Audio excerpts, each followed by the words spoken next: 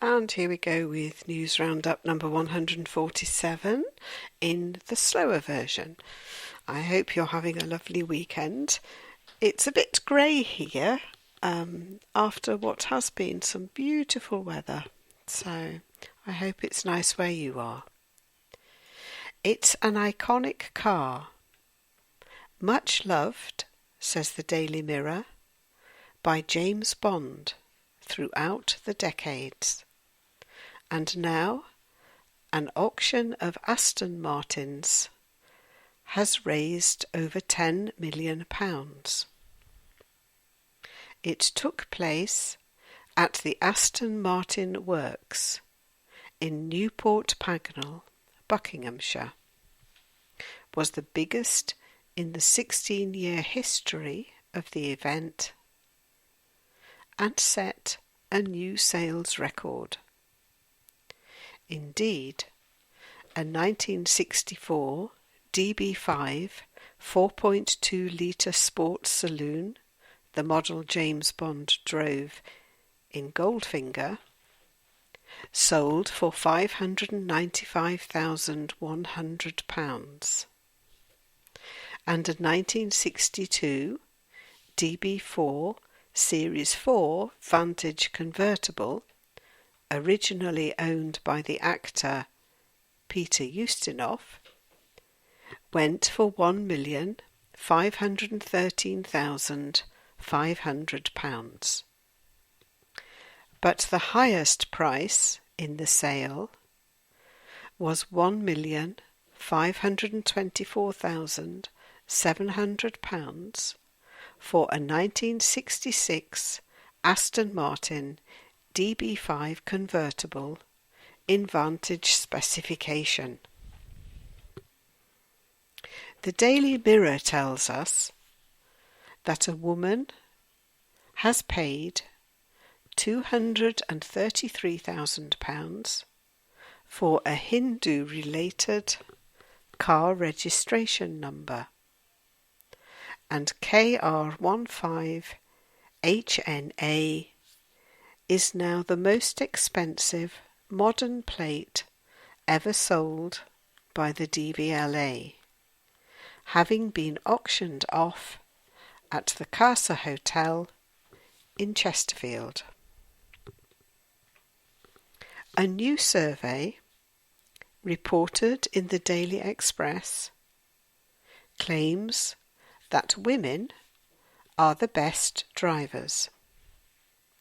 Female drivers outscored men not only on in-car tests, but also when observed anonymously using one of the UK's busiest junctions. As part of the survey by Privilege Insurance, a sample of 50 drivers faced in-car assessment, while 200 were watched at Hyde Park Corner in London.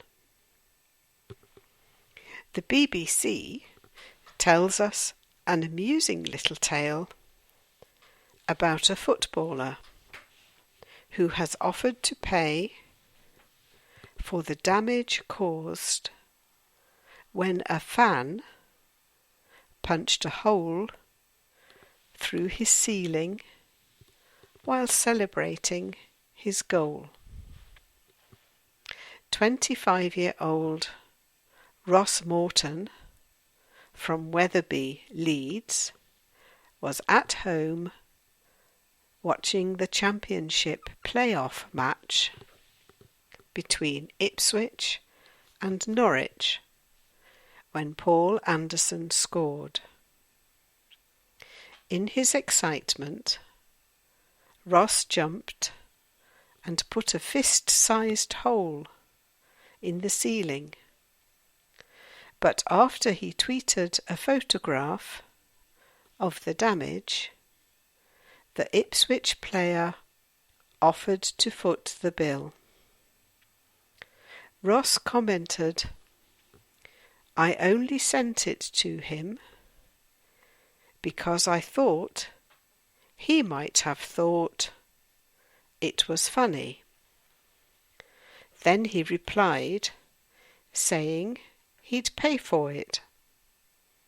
I was pretty shocked by that. It's a great gesture from him. If you are the sort of person who likes the quiet life,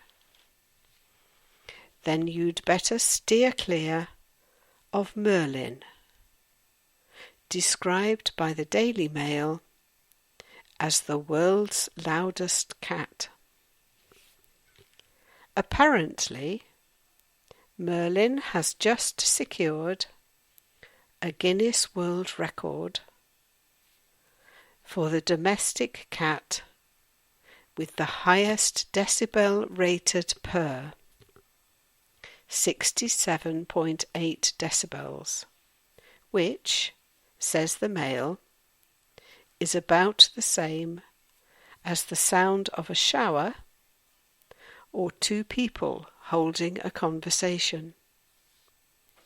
The cat's owner, Tracy Westwood of Torquay in Devon, commented, "Sometimes on the telephone I do get people asking me what that noise is in the background. I tell them it's the cat, but I don't know if they believe me." She added, "Occasionally, when he's really loud, I have to repeat myself. When you're watching films, you have to turn the telly up or put him out of the room. I can hear him when I'm drying my hair." If you fancy a UK train journey, you might be best missing Southern Rail's 7:29 a.m. from Brighton to London Victoria. The Daily Express has labelled it Britain's worst train service. It did not arrive on time once last year on each of its 240 journeys. Now, in Southern Rail's new summer timetable, it has been given an extra 3 minutes to get there on time. 4 sisters from Devon, who are the world's oldest siblings, according to the Daily Mail, have put their long life down to eating only British food and avoiding rich, spicy food. Twins Frida and Doris Latham have celebrated their 101st birthday, alongside sisters Gladys Camp, 96, and Phyllis Friend, 93. Their combined age of 391 years beats the previous record of the world's oldest set of sisters, who had a combined age of 386. Gladys said, "Our parents would be shocked. It is a great achievement. I think part of the reason we have survived so long is because of the food we ate. Today they have all spiced up things, and I don't think it does you any good." So there you go. Now you know what to do if you want to live to be in your 90s and 100s. Take care and speak soon. Bye-bye.